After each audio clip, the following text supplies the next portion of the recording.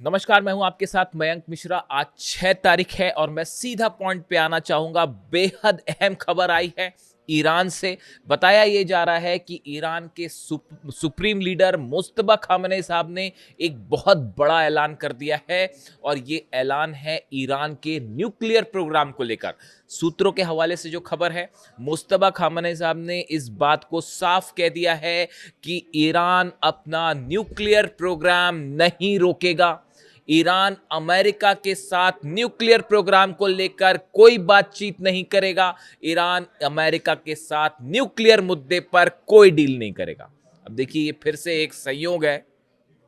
मैंने 2 दिन पहले ही जो वीडियो था, आप उस वीडियो को देखे, मैंने उसमें ये बात कही थी कि अब जो हालात हैं उसमें ईरान न्यूक्लियर मुद्दे पर कोई बातचीत नहीं करेगा। कई लोग मुझसे सवाल कर रहे थे कि ये ओमान और ईरान की जो बातचीत हो रही है, क्या डील हो जाएगी? देखिए, ये कोई डील नहीं है, इस बात को समझिए। ईरान ने ओमान के साथ मिलकर हॉर्मूज को लेकर अपने नियम, अपनी शर्तों के मुताबिक कुछ नियम बनाए हैं, जिसमें अमेरिका का कोई रोल नहीं है, जिसमें डोनाल्ड ट्रंप को शामिल नहीं किया गया है। आप तमाम एनालिसिस कर लीजिए इसका, आपको ये बात निकल के मिल जाएगी कि ईरान हॉर्मूज में जो कुछ कर रहा है अपनी शर्तों पर कर रहा है।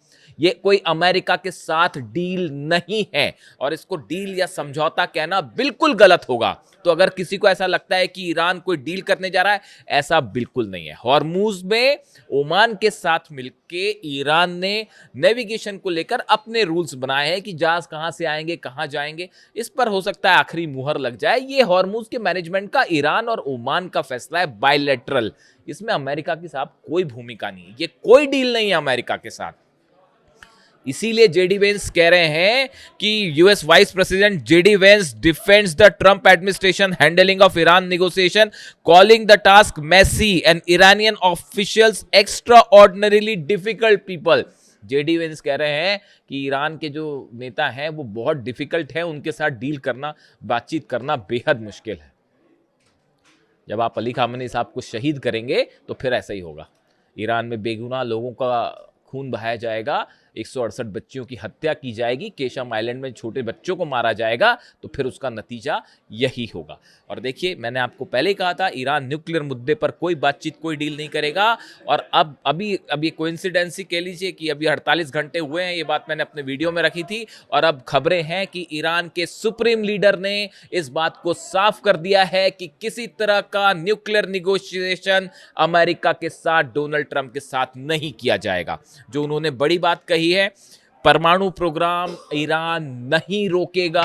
ये बहुत बड़ा ऐलान है मुस्तबा खामनेई साहब का। इस ऐलान ने बहुत सारी चीजों को हरी झंडी दे दी है। आप समझ रहे हैं मैं कहना चाह रहा हूं, क्या कहना चाह रहा हूं? बहुत सारे प्रोग्राम्स को हरी झंडी दे दी गई है। इसके साथ उन्होंने ये कहा, अमेरिका के साथ दबाव में किसी तरह की कोई बातचीत या डील नहीं की जाएगी। ये साफ ऐलान कर दिया गया है कि अमेरिका के साथ कोई दबाव नहीं चलेगा, अमेरिका का किसी तरह का कोई दबाव में कोई डील, कोई बातचीत नहीं की जाएगी। दूसरा बड़ा ऐलान है मुस्तफा खamenei साहब का। तीसरा, ईरान की सेना हर हमले का करारा जवाब देगी। बताया जा रहा है उन्होंने आईआरजीसी सेना को, सुप्रीम सिक्योरिटी काउंसिल के सदस्यों को यह बात साफ कर दी है कि ईरान पर अगर कोई भी हमला होता है तो बिना देर किए उसका करारा जवाब दिया जाए। अगर ईरान के एनर्जी स्टेशंस पर हमले होते हैं, ऑयल स्टेशंस पर हमले होते हैं, तो उसका फौरन और उससे बड़ा जवाब दिया जाए। इसके साथ ही जो मेरे पास सोर्सेज हैं उसके मुताबिक ये खबरें हैं कि ईरान के डिफेंस इंडस्ट्री से जुड़े जितनी उद्योग हैं, खास तौर पर जो हथियार बना रहे हैं, मिसाइल्स बना रहे हैं, ड्रोन्स बना रहे हैं, एम्यूनिशन बना रहे हैं, इनका प्रोडक्शन तेजी से आगे बढ़ाने के आदेश दे दिए गए हैं। कि वहाँ देखिए, ईरान में नॉन स्टॉप मिसाइल्स बनती हैं, ड्रोन्स बनते हैं, और अब ये आदेश आ गया है कि इसकी स्पीड और बढ़ाई जाए। बेहद ही गौर करने वाली बात है। उन्होंने ये भी साफ कर दिया है कि ईरान का हर फैसला वो होगा जो ईरान की जनता चाहेगी और ईरान के इंटरेस्ट में होगा, ईरान के हित में होगा। ये 5-6 बातें उन्होंने कही हैं। ये एक एग्रेसिव स्टैंड बताता है ईरान का, और खासकर न्यूक्लियर प्रोग्राम को लेकर ये कहना कि ईरान न्यूक्लियर मुद्दे पर कोई बातचीत नहीं करेगा, ये वही स्टैंड है जो कासिम सुलेमानी साहब का था, ये वही स्टैंड है जो अली खामेनी साहब का था, और उसी स्टैंड पर अब मुस्तफा खामेनी आगे बढ़ रहे हैं, बल्कि शायद एक कदम। इसका मतलब जो है, देखिए इसीलिए मैंने अपना थंब दिया है कि अब ट्रंप देखेगा ईरान का एटम बम। क्या इसका मतलब ये निकाला जाए कि ईरान ने अब ये महसूस कर लिया है कि अब वक्त आ गया है एटम बम बनाने का? क्या अब वक्त आ गया है एनरिचमेंट को उस लेवल पर ले जाने का जो पहले रुका हुआ था? देखिए, अली खामेनी साहब ने न्यूक्लियर बॉम्ब नहीं बनाया, वो हमेशा इस बात को कहते रहे कि हम ऐसा कोई हथियार नहीं बनाएंगे, तो उनको हमला करके आपने शहीद कर दिया। जो शख्स, जो नेता ईरान के न्यूक्लियर बम बनाने के पक्ष में नहीं थे, उनको हमला करके आपने शहीद कर दिया, और उसका नतीजा ये है कि अब ईरान का न्यूक्लियर बम हो सकता है। कई लोग ये कह रहे हैं कि ईरान अब न्यूक्लियर बम बनाएगा और डोनाल्ड ट्रंप देखेंगे कि कैसे ईरान जो है वो अपने आप को न्यूक्लियर शक्ति घोषित करेगा। क्या पूरा मामला उस दिशा में आगे बढ़ रहा है? देखिए, इसकी वजह है, इसकी 2-3 वजह हैं। पिछले कुछ वक्त में ये जितने वॉर हो रहे हैं, इस बात को समझिए आप, ये जितने वक्त वॉर हो रहे हैं, चाहे रूस और यूक्रेन की जंग हो, चाहे अमेरिका ईरान की जंग हो, इजराइल का लेबनान को लेकर, गाजा को लेकर जो स्टैंड है, उधर नॉर्थ कोरिया के ऊपर दबाव है, आप देखिए ये जितने हालात हैं ये खत्म नहीं हो पा रहे, खत्म नहीं हो पा रहे। एक बार जंग शुरू हो रही है, वो चलती जा रही है, एक हमला इनका, फिर एक हमला इनका, फिर सीज फायर, फिर हमला, फिर हमला, ये खत्म नहीं हो रहा। लेकिन हमले कहाँ नहीं हो रहे, जरा नोट करिए आप। नॉर्थ कोरिया पर अटैक हुआ क्या? नहीं हुआ। क्यों नहीं हुआ? क्योंकि न्यूक्लियर बॉम्ब, क्योंकि डिटरेंस है। ईरान में अब बड़ा वर्ग ये बात को मान के चल रहा है कि ये जो बार बार का तमाशा करते हैं अमेरिकन्स और डिप्लोमेट्स, और जो इस तरह की बातें होती है कि बयान आते हैं कि अब जो है वो बातचीत होने वाली है, पहले पिटने लगते हैं तो बोले साहब बातचीत कर लेते हैं, फिर हमला कर देंगे, फिर बातचीत कर लेंगे, फिर कभी हॉर्मुज पर हमला कर देंगे, फिर कभी नेवल ब्लॉकेट कर देंगे, फिर कहेंगे बहुत अच्छी बातचीत हो रही है। इसको अगर खत्म करना है, ईरान के ऊपर 30 साल से जो सैंक्शंस लगे हैं, अगर इसको खत्म करना है तो ईरान का एक बहुत बड़ा वर्ग ये मानता है कि एटम बम बना लिया जाए, एटम डिटरेंस घोषित कर दिया जाए, एटम बम जो है उसका परीक्षण कर लिया जाए, ताकि मामला ही खत्म हो। उसके बाद पूरा समीकरण बदल जाएगा। ये मुस्तफा खामेनी साहब का जो बयान है वो कई बातें शो करता है कि अमेरिका की ये पॉलिसी कि ईरान को दबाया जाए, हमले करके झुकाया जाए, दबाव डाल के न्यूक्लियर डील करवाई जाए, ये पॉलिसी पूरी तरह से डोनाल्ड ट्रंप की फेल हो गई है। पहले दिन से हम ये बात कह रहे थे कि अली खामेनी साहब को किसी कीमत पे आप उन पर दबाव नहीं डाल सकते।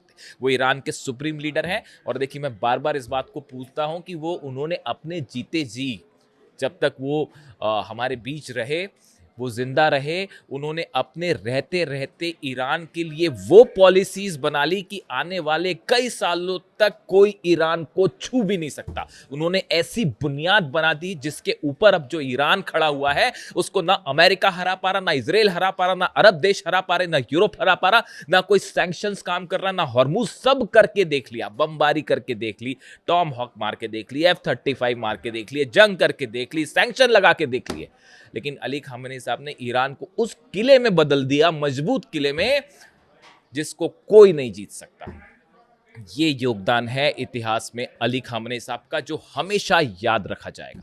कम से कम मैं जितना समझता हूं, देखिए 20-25 सालों से मैं इंटरनेशनल रिलेशंस को एनालाइज कर रहा हूं, और जो मेरा आकलन कहता है उनके बारे में, इसीलिए मैं बार बार कहता हूं कि he was not only a supreme leader, but he was one of the best military commander the world have ever seen. बेहतरीन मिलिट्री कमांडर थे। आप उनका विजन देखिए, और उसी रास्ते पे अब मुस्तफा खामेनी बल्कि उनसे एक कदम आगे बढ़ के चल रहे हैं। अच्छा, एक बड़ी इंटरेस्टिंग बात और है, मैं थोड़ा इधर उधर हो रहा हूं आपसे, एक बड़ी इंटरेस्टिंग बात है। कल मैंने खबरें पढ़ी कि ईरान के राष्ट्रपति पेजेश्कियान साहब की सीक्रेट मुलाकात हुई मुस्तफा खामेनी से, और उनको एक कार में ले जाया गया, और कार में ले जाके कार के 2 डिस्टेंस में, मतलब आगे और पीछे हिस्से के बीच में पर्दा लगा हुआ था। मुस्तफा खामेनी साहब आगे थे और उन्होंने बात की है पेजेश्कियान साहब से, और बीच में पर्दा था, और दोनों को आमने सामने नहीं करवाया गया, सिर्फ मतलब चेहरा नहीं देख पाए, सिर्फ बात की गई, और उन्होंने कई बातें कही पेजेश्कियान साहब को। इस तरह की खबरें हैं मीडिया में। अब जरा कॉमन सेंस लगाइए, ईरान के सुप्रीम लीडर की एक सीक्रेट मीटिंग होती है ईरान के राष्ट्रपति के साथ, इतनी सीक्रेट कि उसमें पेजेश्कियान साहब को जो है वो मुस्तफा खामनी साहब से आमने सामने वो मिले तक नहीं, सिर्फ उनकी आवाज सुनी, इतनी सीक्रेट मीटिंग। मुस्तफा खामनी साहब जिनकी लोकेशन के लिए सीआईए और मोसाद जो है वो बावले हुए जा रहे हैं पिछले कई महीनों से कि लोकेशन तो पता चल जाए, इस सीक्रेट मीटिंग की खबर दुनिया भर में फैल जाती साहब अखबार में। क्या ये संभव है? इस तरह की खबरें कि पेजेश्कियान साहब का इस्तीफा होने वाला है, अब ईरान के राष्ट्रपति अब इस्तीफा दे देंगे और मनमुटाव हो गया है और ग्रुपों में डिवाइड हो गया है ईरान, मतलब ऐसी ऐसी खबरें साहब की सुनकर जो है आश्चर्य भी होता है, दुख भी होता है और हंसी भी आती कभी कभी तो। मतलब आप सोचिए, ईरान के सुप्रीम लीडर की पोजीशन को लेकर कि उनकी लोकेशन को लेकर ईरान इतनी सावधानियां बरत रहा है, उनकी इतनी सीक्रेट मीटिंग होती है राष्ट्रपति के साथ और वो पूरे दुनिया भर में फैल गई, खबर भारत तक आ गई साहब कि वो एक कार में बैठे थे, वो सामने बैठे थे, वो पीछे, मतलब क्या ही बोला जाए, मतलब हैरानी होती है मुझे तो कई बार। खैर छोड़िए, अलग अलग खबरें चलती हैं, तो इसीलिए मैं कहता हूं आपको कि खबरों पर बड़ा है ना विश्वसनीय एनालिसिस के साथ भरोसा होना चाहिए। मैं अगले वीडियो में आपको बताऊंगा वो जो यूएई में धमाके हुए, जेबल अली पोर्ट पर 7 धमाके हुए, वो 7 धमाके किसने किए अगले वीडियो में बताऊंगा मैं आपको। सरप्राइज, हैरान रह जाएंगे आपकी वो धमाकों के पीछे किसका हाथ था। वो जब ऐसी खबर आती है ना कि अमेरिका और ईरान के बीच अब कोई बातचीत होने वाली है, हॉर्मुज को लेकर कोई समझौता, तो धमाके होने लगता है साहब। कोई है ऐसा ना जो चाहता है कि धमाके ना हो, आप भी जानते ही होंगे। खैर, तो अब देखिए मामला ये है कि ये ईरान ने अपना न्यूक्लियर प्रोग्राम साफ कर दिया है कि हम नहीं रोक रहे और ना कोई बात कर रहे हैं। रोकना तो दूर की बात है साहब, बात ही नहीं होगी। एग्जैक्टली मैंने ये बात कही थी आपको, वही बात जो है वो साबित हो रही है। इसके अलावा देखिए एक बड़ी खबर आई है अमेरिका से। अमेरिका ने अपनी परमाणु हथियारों की नीति में बदलाव किया है और अब अमेरिका छोटे टैक्टिकल न्यूक्लियर बॉम्ब्स यानी छोटे परमाणु हथियार बनाएगा। हालांकि ये रूस और चीन का हवाला देकर बनाए जा रहे हैं, लेकिन उसमें ईरान का भी बहुत बड़ा सिग्निफिकेंस रहेगा। देखिए ये जो खबर है पहले ये देखिए, the pentagon is developing a new US nuclear strategy in the case of a regional war with China और Russia.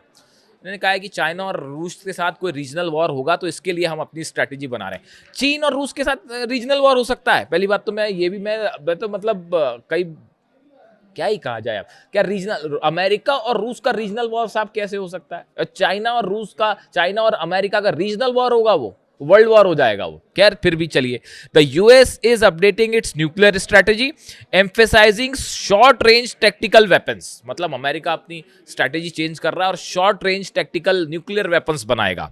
The goal is to prevent a conventional war from escalating into a nuclear one. अब ये छोटे nuclear bomb बना के एक साधारण जंग परमाणु जंग में ना बदल जाए, इसको रोकने की कोशिश छोटे न्यूक्लियर बम बना के की जाएगी। तो मेरी समझ के तो बाहर है। अब ये छोटा न्यूक्लियर बम, जो टैक्टिकल न्यूक्लियर बम क्या होता है, उसको अगर आप एकदम सरल भाषा में समझें तो एक छोटा न्यूक्लियर बम होगा जिसमें बहुत बड़ा धमाका नहीं होगा। मतलब ऐसा नहीं होगा कि किसी देश पे डाला तो पूरा देश तबाह हो जाए। एक छोटे लिमिटेड हिस्से में न्यूक्लियर बम से धमाका होगा और इसमें यूरेनियम का भी इस्तेमाल होता है बम में, और एक लिमिटेड एरिया में उसका रेडिएशन होगा। लेकिन साहब रेडिएशन तो होगा, समझ रहे हो आप? मतलब आप ये एक ऐसी बात कर रहे हैं, आप इसका इस्तेमाल करने का कोई सवाल ही नहीं उठता। आप छोटा न्यूक्लियर बम फोड़ें चाहे बड़ा न्यूक्लियर बम फोड़ें, उसका नतीजा वर्ल्ड वॉर होगा। और मिनट्स भी नहीं लगेंगे कि नॉर्थ कोरिया से जो है मिसाइल दाग दी जाएंगी, रूस से मिसाइल दाग दी जाएगी, चीन से मिसाइल दाग दी जाएगी। This is just a failure policy. ये आप इस तरह की बात करना कि हम छोटे न्यूक्लियर बम बनाएंगे और इससे कोई बड़ी जंग रोक देंगे, आप छोटा बड़ा कुछ भी करिए, आपने अगर न्यूक्लियर बटन दबाया, सामने वाला देश रूस, पुतिन नहीं वेट करने वाले, ना जो है वो चाइना वेट करेगा, ना नॉर्थ कोरिया वेट करेगा। पता नहीं दुनिया में क्या क्या हो जाएगा। तो मेरे हिसाब से तो ये पॉलिसी अजीबोगरीब है बहुत ज्यादा। लेकिन जिसने भी अब जो सोच रहा है इस पर, तो फिलहाल अमेरिका इस पर काम कर रहा है। इसके बाद ये सवाल उठने लगे अचानक कि क्या ईरान के लिए ये बनाया जा रहा है? तो ईरान पर आप न्यूक्लियर बम फेंकेंगे तो ईरान क्या करेगा फिर उस दौरान? ईरान क्या करेगा उस समय? ईरान जवाब देगा ना उसका। तो फिर इजराइल का आप जो है वो न्यूक्लियर स्टेशन जितने हैं वो कैसे बचेंगे? आप भी सोचिए जरा, अरब के ठिकाने कैसे बचेंगे? तो ये इसका पता नहीं मुझे क्या है इसका कैलकुलेशन, डिफेंस एक्सपर्ट ही बेहतर बताएं। लेकिन खबर तो खबर है, ये है मामला कि अब अमेरिका छोटे न्यूक्लियर हथियार बनाएगा। देखिए अब ये मामला जो है वो एक ऐसी जंग की तरफ बढ़ रहा है जिसका कोई हल नहीं है। इसका हल एक ही है कि अमेरिका, डोनाल्ड ट्रंप अपनी हार स्वीकार करें और हॉर्मुज छोड़ के निकल जाएं, अरब बेसिस खाली करें। यही ईरान चाह रहा है कि भाई आप भी शांति से रहो, हम भी शांति से रहो, हमारे मामले में आप मत दखल दीजिए। हमारे मामले में ये न्यूक्लियर बम, ये बात जो है बिल्कुल स्वीकार करने लायक ही नहीं है कि ईरान न्यूक्लियर बम बना के उसका इस्तेमाल कर देगा। अरे इस्तेमाल कर देगा तो आज का ये जमाना है ही नहीं ऐसा भाई साहब कि अगर कोई देश न्यूक्लियर बम का इस्तेमाल करे तो वर्ल्ड वॉर ना हो, सब कुछ खत्म हो जाएगा। अब ऐसा थोड़ी कि रेडिएशन जो है अगर होगा मान लो तो रेडिएशन ये देखेगा कि नहीं मैं सऊदी की जो है वो लैंड में नहीं घुसूंगा, रेडिएशन मैं उसमें या यूएई में नहीं करूंगा, या जॉर्डन में नहीं करूंगा, या इजराइल में नहीं करूंगा, या ईरान में नहीं करूंगा। रेडिएशन रेडिएशन होता है, किसी भी तरह का रेडिएशन रूस भी खत्म कर देगा, यूरोप भी खत्म कर देगा, अरब भी खत्म कर देगा, इसराइल भी खत्म हो जाएगा। यहां पर न्यूक्लियर धमाके वाली कोई संभावना ही नहीं है। ये बेमतलब की बात है कि ईरान के न्यूक्लियर प्रोग्राम के नाम पर ईरान पर जंग थोपी गई। ये वैसा ही गलत था जैसे वेपन ऑफ मास डिस्ट्रक्शन बोल के सद्दाम पर हमला किया गया था। ये बिल्कुल वैसी ही बात है साहब, इसमें कोई डिफरेंस नहीं है। खैर फिलहाल ईरान की तरफ से मैं इस वीडियो में आगे नहीं जाना चाह रहा। इसके अलावा एक दो खबरें और हैं। हूती ने 2 जहाज सऊदी के और ठोक दिए हैं। 2 और जहाज़ों में धमाके की खबर है। कल तक 8 थे, आज के 2 और लगा लीजिए, 10 जहाज़ सऊदी के जला चुका है हूती। 2 जहाज़ों पे धमाके की खबर है। वैसे ही हॉर्मुज में भी जो 2 जहाज़ जो हैं वो ठोक दिए गए हैं और निश्चित रूप से ईरान की तरफ से ठोके गए। 2 जहाज़ हॉर्मुज में जले हैं, 2 लाल सागर में जले हैं, 2 सऊदी के जहाज़ हैं, 2 ये जहाज़ हॉर्मुज में किसके जलाए गए हैं, जैसी जानकारी आएगी वो मैं आप तक पहुँचाऊँगा। और जो हूती की तरफ से कहा गया है tankers with ballistic missiles including Daisy in the Gulf of Aden and Wafa near Yanbu in the Red Sea, ये 2 जहाज़ों पर हमले हुए हैं। Saying the attacks are the part of maritime blockade campaign, ये हूती की तरफ से कहा जा रहा है। The group warned that the Saudi linked vessels would not be allowed to transit any key waterways until its demands are met. Houthi की तरफ से कहा गया जब तक हमारी शर्तें पूरी नहीं की जाती, हमारा जो ब्लॉकेड करके रखा है सऊदी ने खत्म नहीं किया जाएगा, तब तक हम ठोकते रहें। और इस बीच ईरान की तरफ से न्यूक्लियर पॉलिसी का बड़ा ऐलान, जो अब इस मामले को एक बड़े ऐसी जंग की तरफ धकेल रहा है जो बेहद खतरनाक हो सकती है। वीडियो कैसा लगा कमेंट करके ज़रूर बताइए। आपके हर कमेंट पे पढ़ने की कोशिश करता हूँ। Thank you so much.